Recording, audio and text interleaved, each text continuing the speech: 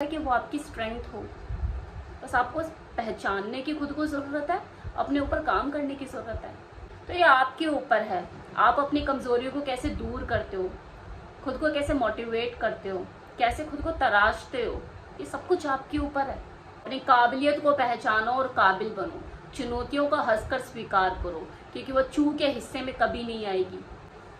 वो भेजेगा उन्हीं की जिंदगी में जो उनसे लड़ना जानते हो। कोई पुरुष कब कमजोर पड़ता है, मतलब किस तरह की कमजोरी की बात कर रहे हैं आप? क्योंकि कमजोरी तो कई तरह की होती है ना, शारीरिक कमजोरी, मानसिक कमजोरी। लेकिन मुझे ऐसा लगा आप 100% मानसिक कमजोरी की बात कर रहे होंगे, क्योंकि शारीरिक कमजोरी के बारे में तो मैं बताती ही रहती हूँ।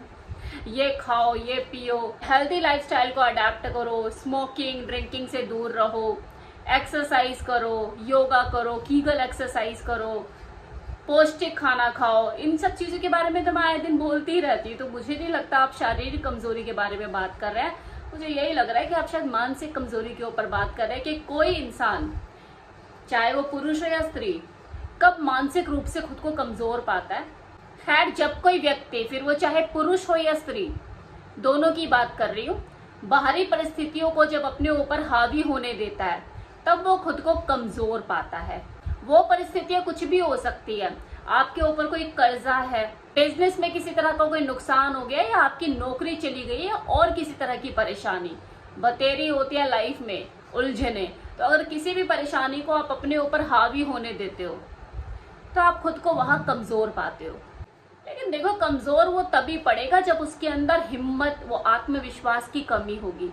क्योंकि चुनौतियां चू के लिए तो होती ही नहीं है। समझ रहे हो ना चू का मतलब? भाई, चुनौतियां आती उन्हीं के हिस्से में जिसमें उनको झेलने का दमखम होता है। चू के हिस्से में नहीं आती हैं। अब किसी ने गाड़ी ले ली, कहीं रिश्तेदार ने या किसी पड़ोसी ने, क्या आता है मन में कि भैया मौज मस्ती तो यही लोग कर रहे हैं, हम तो बस जीवन काट रहे हैं अपना जैसे तैसे करके, रूखी सूखी। तो आजकल वैसे भी जो खबरें हैं वो सुनाई नहीं, दिखाई जाती हैं। तो ये आपके मन को, आपके सुख चैन को भंग करने का काम करता है।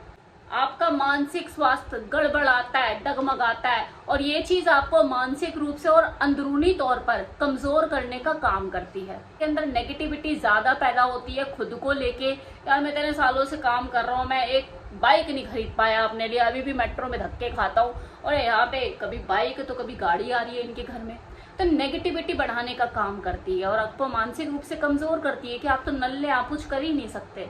देखो, ये जो जलन का भाव है ना, ये हर इंसान में होता है।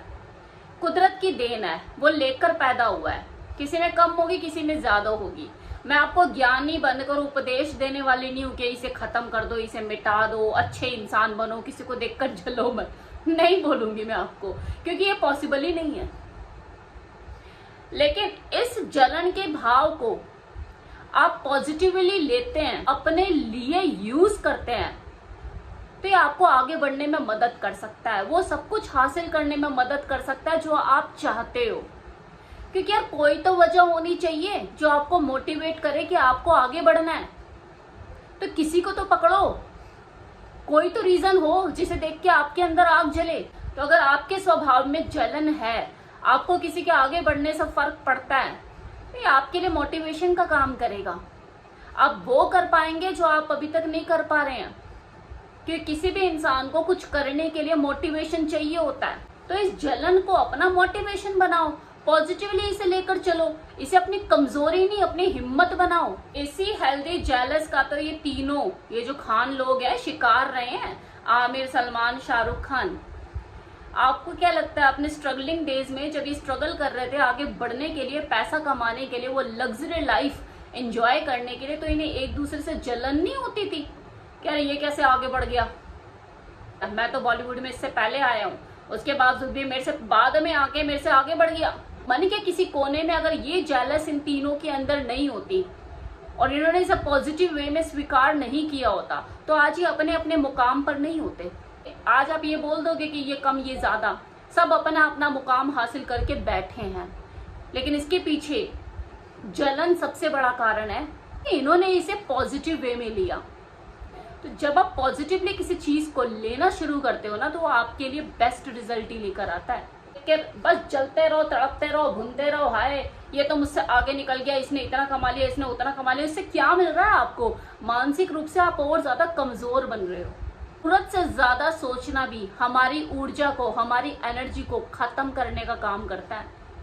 आज के टाइम का उसूल है, आप जितना कम सोचोगे उतना ज्यादा कमाओगे। आपको अगर ऐसा लगता है कि आपने किसी काम की जो शुरुआत की या करने जा रहे हो उसमें किसी दूसरे का नुकसान नहीं है, तो तभी से आपकी ओवर थिंकिंग बंद हो जानी चाहिए। सिर्फ सोशल मीडिया तक खुद को सीमित मत रखो। अपना एक पर्सनल सर्कल भी बिल्ड करो, जो कि आज के टाइम की सबसे बेसिक रिक्वायरमेंट है, आपके लिए जरूरी है, आपकी मेंटल ग्रोथ के लिए भी जरूरी है। क्योंकि सोशल मीडिया पे 24 घंटे लगे रहना भी आपको थकाता है और आपके दिमाग में नेगेटिविटी भरता है। क्योंकि जितनी नेगेटिविटी आज के टाइम में सोशल मीडिया पर है ना, शायद आपके आसपास भी नहीं होगी। प्रकृति से मनुष्य का लगाव खत्म हो जाना, ये भी एक उसकी कमजोरी का कारण है। क्योंकि मनुष्य भी प्रकृति का ही हिस्सा है, चाहे वो ट्रेन में भाग रहा हो या प्लेन में उड़ रहा हो, है तो धरती आसमान के बीच में ही ना, उससे बाहर तो नहीं है। इसलिए नेचर से जुड़ो, उससे प्रेम करो, यह आपके अंदर पॉजिटिविटी को बढ़ाएगा।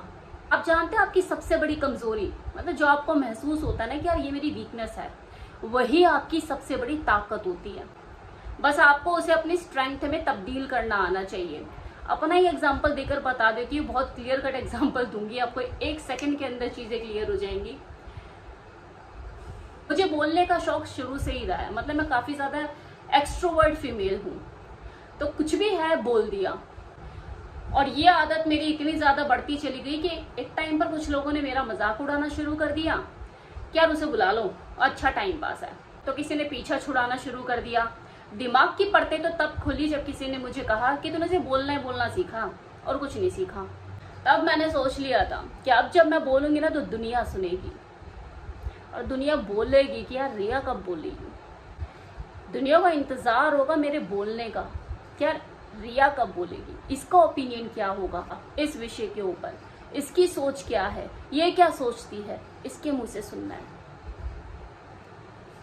तो मेरी जो कमजोरी थी उसे मैंने अपनी स्ट्रेंथ बनाया, ना कि लोगों का मुंह बंद किया। तो यही है जो आपकी सबसे बड़ी कमजोरी आपको लग रही है, हो सकता है कि वो आपकी स्ट्रेंथ हो।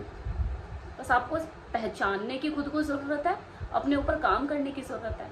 तो ये आपके ऊपर है, आप अपनी कमजोरियों को कैसे दूर करते हो, खुद को कैसे मोटिवेट करते हो, कैसे खुद को तराशते हो, ये सब कुछ आपके ऊपर है।